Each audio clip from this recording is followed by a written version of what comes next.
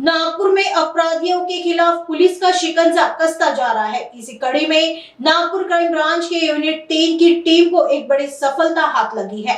Team ने जबरन चोरी और डकैती की योजना बनाने वाले एक फरार आरोपी को उसके साथियों के साथ धर दबोचा है।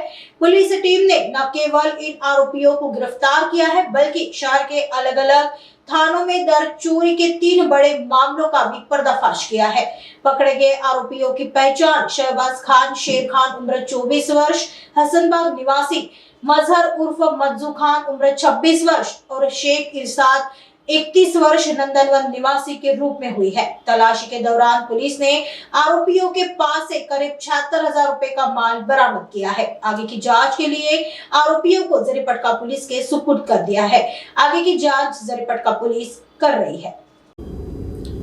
गुन्हे शाखा युनिट 3 येथील पोलीस उपनिरीक्षक मधुकर काटोके आणि यांचे पथक यांनी एक पाहिजे आरोपी आहे, त्याचं नाव आहे शहबाज खान शेर खान, जो हसनबाग येथील राहणार आहे आणि नंदनवन पोलीस स्टेशन येथील एका 394चा गुन्हा आणि एक 399चा गुन्हा, एक जबरी चोरी आणि एक दरोड्याचा प्रयत्न, अशा 2 गुन्ह्यामध्ये वॉन्टेड होता। त्याला ताब्यात घेतले होते। त्याच्याकडे केलेल्या चौकशी दरम्यान त्याने त्याचा मित्र मजहर उर्फ मज्जू अफसर खान याच्याबरोबर ई रिक्षाच्या बॅटरी चोरल्याचं, त्याचप्रमाणे ई रिक्षा चोरून एका कबाडाईवाल्याला विकल्याबद्दल आम्हाला निष्पन्न झालं।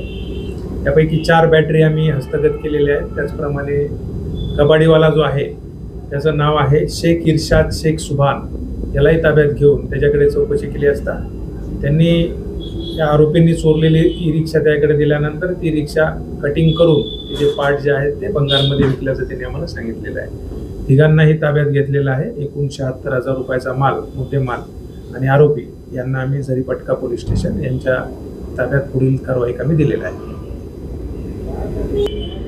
यामध्ये आमची युनिट 3 येथील पोलीस उपनिरीक्षक मधुकर काटोके, त्याचप्रमाणे त्यांचं पूर्ण पथक यामध्ये या कारवाईमध्ये सहभागी झालेलं होतं।